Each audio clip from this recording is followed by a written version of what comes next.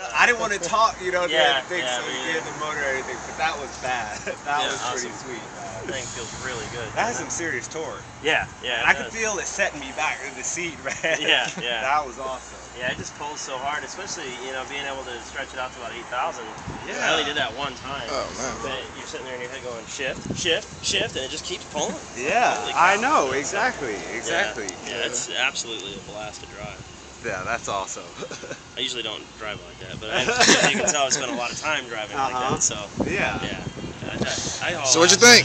It was sweet. It was, wow, it's in a class of its own, I will say that. Exactly, you got it, yeah. And the Interstate, in my opinion, is the safest. Yeah, it's a place for it. Yeah, definitely. You know, people will argue that, but it's there's a difference too between doing it like a Honda Accord and something that's capable. You know what I mean? Oh, and then because the easiest way for me to equate that is like, let's just say you take something that doesn't have very much power, and you have to stay into it for so long to get that adrenaline rush. And where something like that, you just squeeze it a little bit. Yeah. Then you got the brakes and the stability to pull It's it back 5 seconds instead of Exactly. Yeah. Very cool. Yeah, good. No, I think you'll enjoy it, or hopefully. You know. Oh yeah, it should turn out well. Yeah. I got some nice B-roll shots of my dub in the beginning. Cool. And then we'll cut to this. Usually I like to do a speedometer clip too, but I don't know.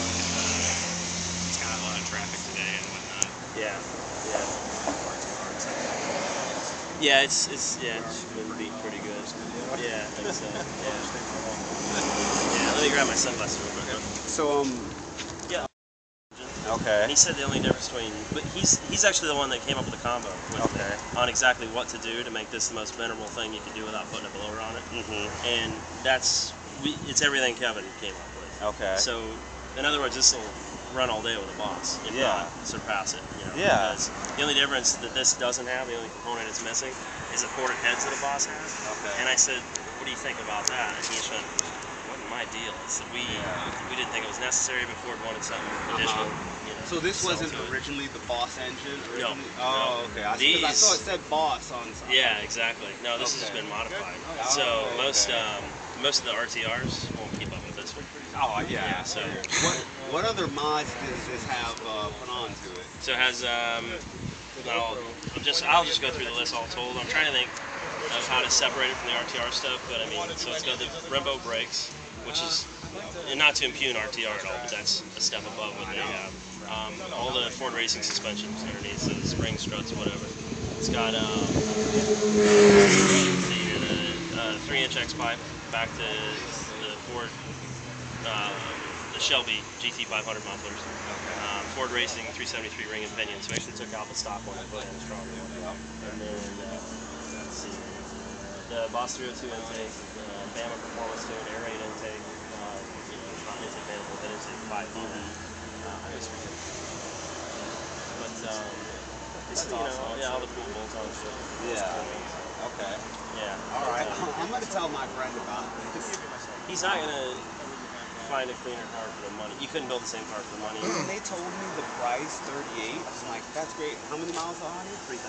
Right at 3,000. Oh, that's it? 3,082 in pulled in. Yeah, so it's still a new car. Okay. So if you're going to go buy a brand new one, you're going to, an RTR, you're going to pay more for it, and it's not going to have the pedigree that this one has because of being on TV and everything, and then it's also not going to have the parts. Yeah. Because I've driven them. They're strong. An RTR is a great car, don't get me wrong.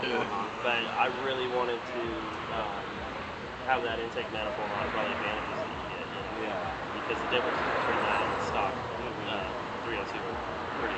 Oh, I know. Yeah, Exactly. I mean, you can feel that. Exactly. And then because of the phasable cams, that's where if you got somebody who knows how to tune them really well and take advantage of that and move those horsepower peaks and stuff, put them where they want, and that's where it just becomes so exhilarating. I agree.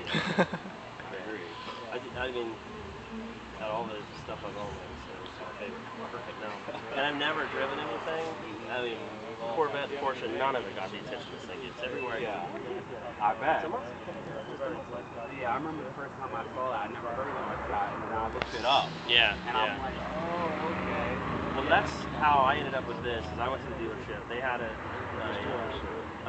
Brandon Ford. I knew it. Yeah. I go there. Oh, okay, cool. Yeah. And they had one sitting there, and it was like 7 o'clock on a Saturday night, and I used it, Shelby kind of got the same feel. The wheels, I love the offset and the heavy smoky shape and everything of them. And I knew I had to have one, and I started thinking, well, what can I get into a stock GT for? Because they'll do the RTR conversion later on. You know what I mean? So I thought, well, I'll just buy a stock GT because I know I'm in love with these cars already. After having played with the RTR, and then I'll make my decision. Well, it took me about 3 days. I couldn't take it anymore. I got to have all that stuff. So Yeah, that's awesome. I contacted Bill North, who I got in contact with because of Brandon Ford. I have a friend there, and he said, "Here, I got a car."